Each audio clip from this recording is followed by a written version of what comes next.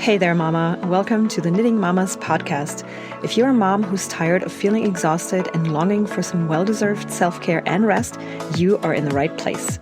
I know that finding time for yourself as a busy mom can feel like an impossible puzzle. But guess what? You don't have to compromise anymore. Hi, I'm your host, Nadine Medina, and just like you, I am a mom, wife, and also a happy knitter. Over my 15 years of motherhood, I have been on a journey to discover how to truly recharge without the guilt and the never-ending quest for perfection. The secret? It's all about progress, not perfection. By focusing on simple routines, natural wellness solutions, and the cozy art of knitting, I found the path to feeling whole and content. And on this podcast, I'm sharing it all with you so you can do the same. Are you ready to find simple solutions to set yourself free from mom guilt, to take more time for yourself to truly rest, and to use your knitting skills for a mindful routine that creates space in your life so you can breathe easier? Let's take a deep breath, grab those knitting needles, and say goodbye to mom stress. Together, we'll create a supportive community that encourages you to prioritize self-care while juggling all your responsibilities. Sound good? Let's do this. Hey mamas, happy Friday and welcome to the first in hopefully a long series called Knit and Tell Fridays here on the Knitting Mamas podcast. My name is Nadine Medina and I am your host, and I am so excited to bring you this new series that is a little twofold. So it's going to be a knitting tip every week for you that you can save. If you save the episode, you can go back to it.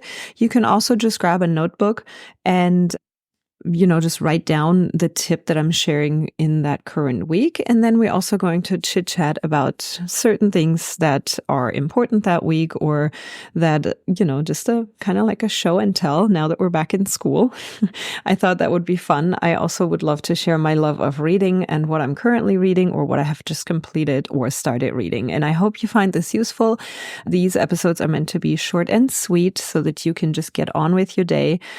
In the spirit of being busy already, this is only supposed to help and add to your knitting practice, to your knitting skills. And hopefully you enjoy this new little series that we have here on the podcast. If you have not yet, I would love for you to leave a review for this podcast on Apple. If you scroll down, it's super easy to leave it. It takes like 30 seconds to do so. It helps other moms find this show as well and learn how to knit, learn how to incorporate knitting into their busy lives as a means of stress relief. And I think the better, the more moms we can reach with this, the more amazing this is for every one of us, because we can all use a little bit more stress relief in our lives, correct? So another thing I want to invite you to is our Facebook community, which you can find at bit.ly/The Knitting Mamas. Super easy to find. We have a free community that I do live trainings in, that we chit chat about knitting tips, knitting tricks, things to get started, what you need, and also, just the struggles that we all share. So it's a great way to kind of deepen this whole practice and the things that we talk about on the podcast. And I would love for you to just hop over there and join us. It's all free. So come on over, bit.ly/knitting mamas. I will also put this link in the show notes so that you can just click on it. It's the best way and easiest way to get there.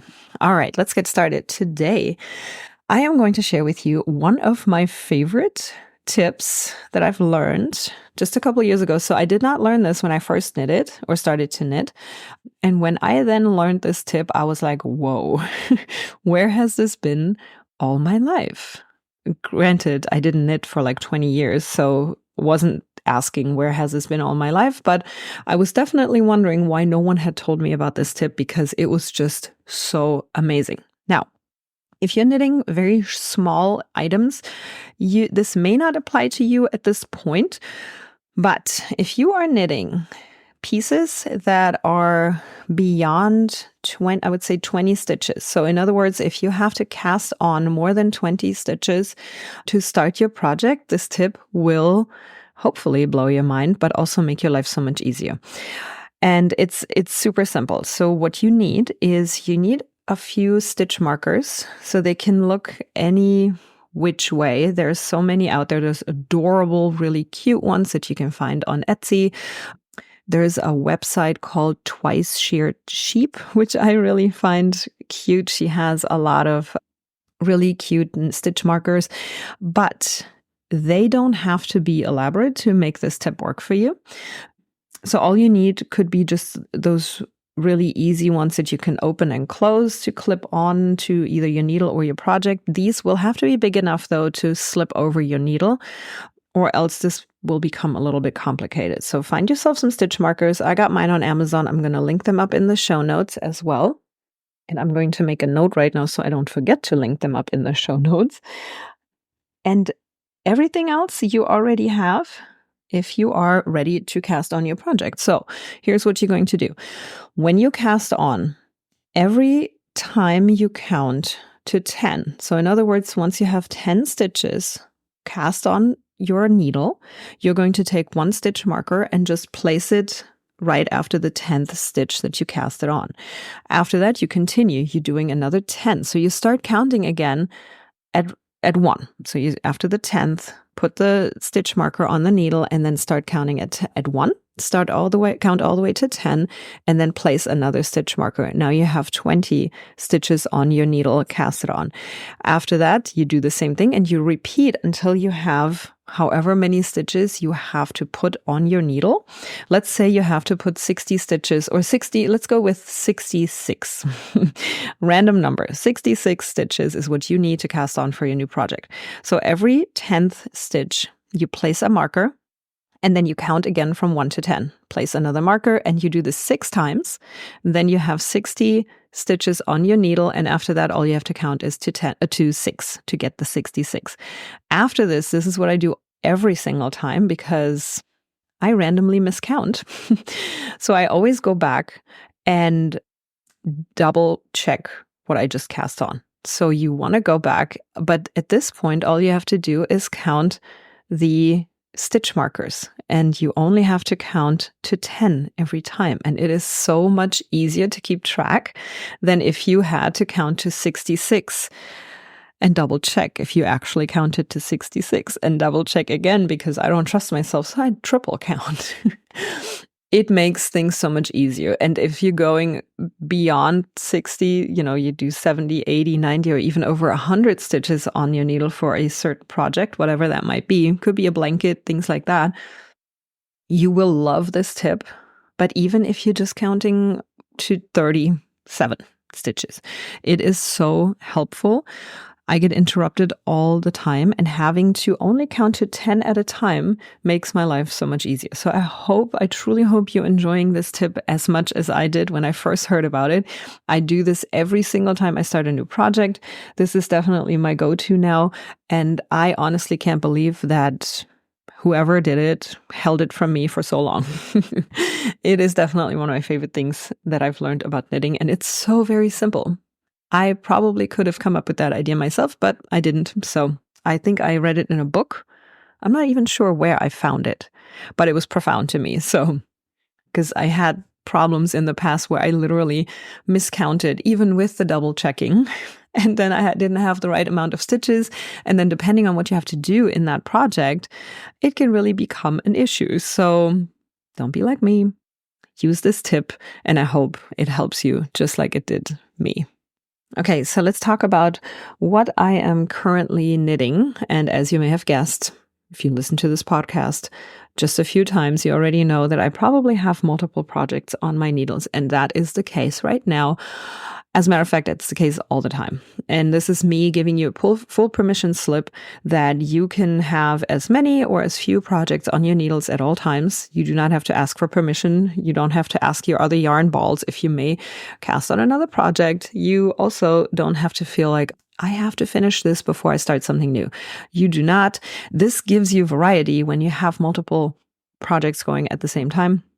It gives you a chance to knit whatever you feel like in that moment. And if you feel like knitting something else, then cast on another project. Please, for the love, this is supposed to be stress relieving, not stress creating.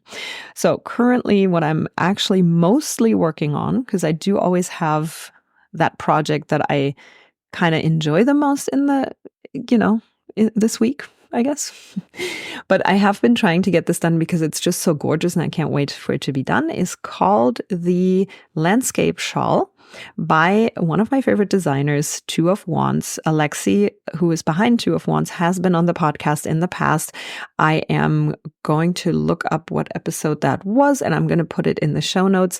I know I should do this before I record the episode, but I always get just so excited and then I don't remember. Or I talk about an episode that I didn't intend to talk about, and then, yeah, I have to look it up. So bear with me. It's going to be in the show notes. But it was somewhere in the 20s. You can also scroll back. We don't have that many episodes yet. Or you may have listened to it. But she is a wonderful designer who creates very stunning pieces with the most simple approach, which is absolutely 100% up my alley. And that's why I love recommending her to beginners, especially because her projects they always have a detail to them that I didn't expect. And that is, always amazing looking. And you're like, wow, how did you do that? But it is so very simple. And I just love that. Like, I love the simplicity of them, but still they have this detail to them that is just one of a kind. And this shawl that I'm making, it's a fun thing. It was a knit along and a crochet along because she made two versions, which she does often. And it started in, I want to say, the middle of July, and it may have completed. I'm not 100% sure. I try to, go along with the knit along. So what a knit along is just, somebody puts out a new pattern and then they call their community or their followers to knit it in real time alongside each other. And it's a fun thing to do. It's something that I'm actually excited to bring to the Knitting Mamas community as well really soon. We did a very small one back in February when we ran the Phone Down, Needles Up challenge, which I might do again because I think it's such a great challenge. But yes, so I participated in this knit along. I'm not 100% sure if they completed or not, if I'm supposed to be done, but I am very close to completing this project. And why I loved it, and you should look it up. I'm obviously going to link to this pattern and to the designer in the show notes as well, so you can look it up. But what I really loved about it, so the first thing is she used her own line of yarn, which she has created in collaboration with Lion Brand, called Hue and Me. No, I'm wrong. That's the other one. So she has two lines. This is the one I'm using right now is called Color Theory. They're very similar in regards to like the color combinations, but one is a much bulkier yarn than the other one. So this one is the thinner one, which makes sense because it's still summertime.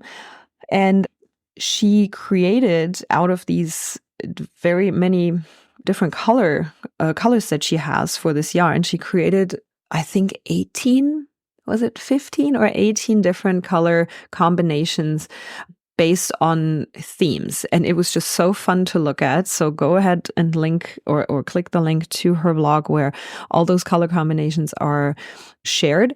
And you can just make endless color combinations of your own as well. There is 5 colors in this entire shawl to combine. Of course, you don't have to do that, but why it's neat is there's such a great transition between each color. So there's a certain stitch that she uses to create this transition, and it makes it so amazing. I'm going to definitely post a picture in our Facebook community if you want to hop over there, bit.ly/knitting mamas. And I see you on the other side and you'll be able to actually see the pictures of this. And the color combination that I chose, which, if you know me just a little, might make complete sense to you, is called Lavender Fields.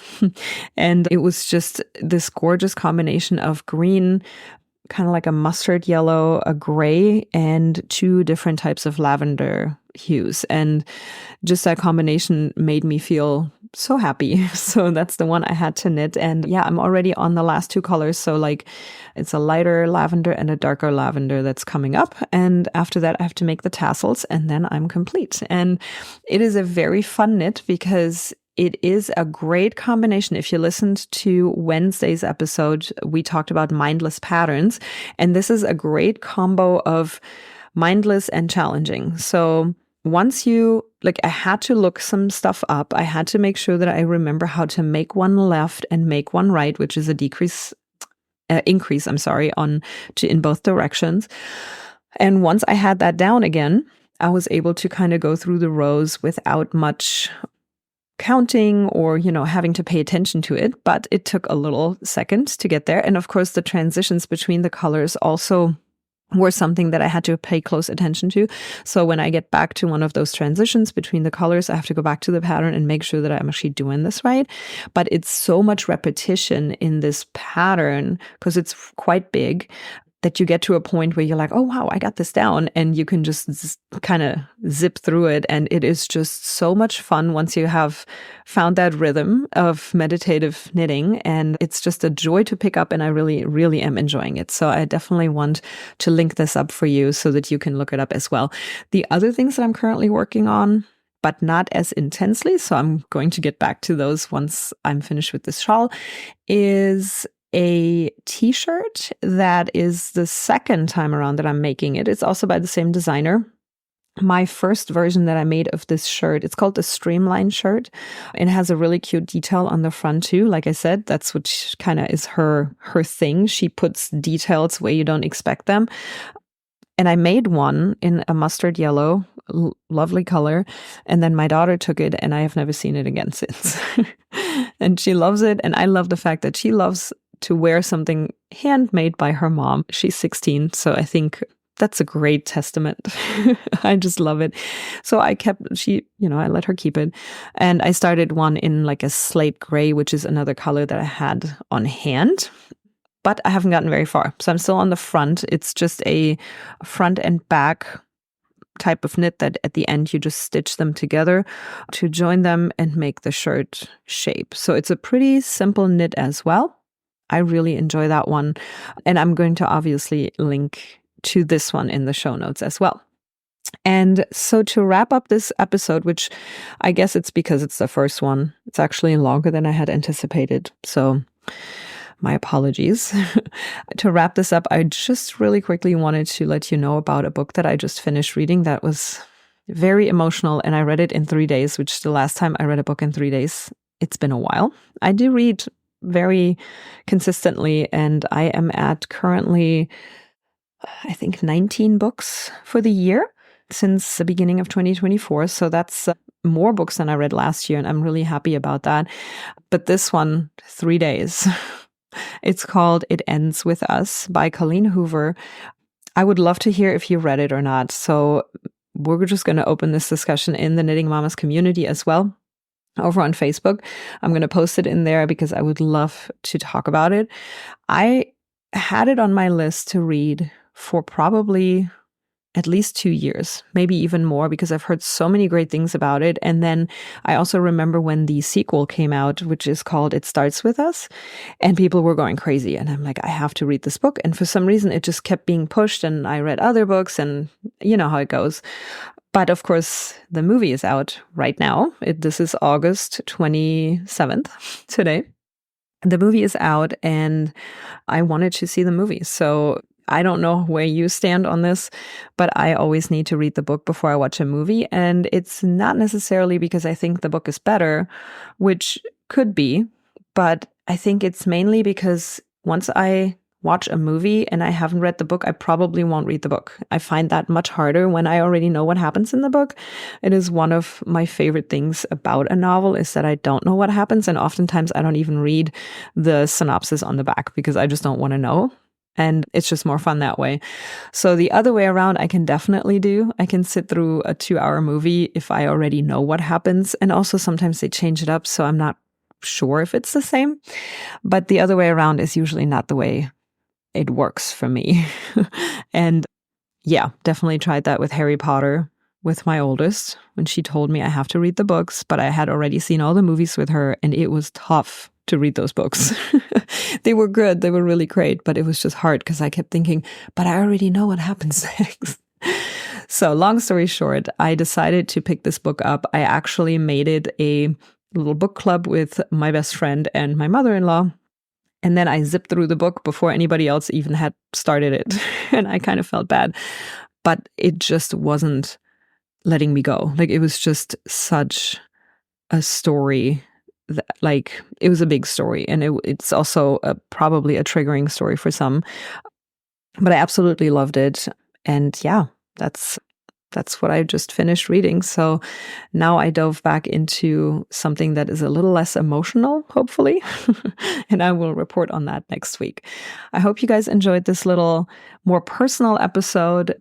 And the tip in the beginning, of course, I would love to hear what you guys have to say about these. So please leave me a review here on the Apple Podcast or come over into our Knitting Mamas community and just keep chatting about this. If you have noticed, I am currently no longer on Instagram. I needed to take a break from social media because, as I'm always telling you here on the podcast as well, it was taking over too much time in my life. And I'd rather put my phone down and pick up my needles or pick up a good book and spend my time that way. So I had to follow my own advice and stop the scroll. So for now, if you want to connect with me, let it be here on the podcast. And of course, please come into the Knitting Mamas community on Facebook, bit.ly/Knitting Mamas, and let's hang out over there.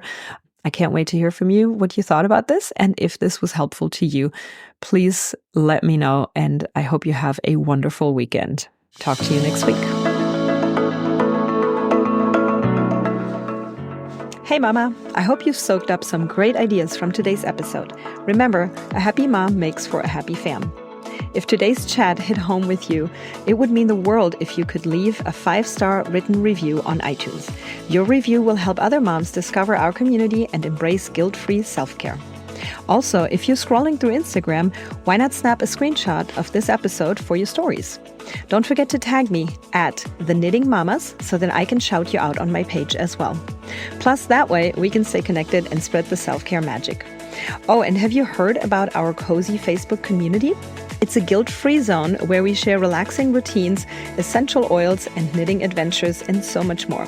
Come join us today at bit.ly/Knitting Mamas and let's unwind together. Until we chat again, take care, Mama. And remember, looking after yourself is not selfish. It's essential for that balanced life. Catch you soon right here on the Knitting Mamas podcast.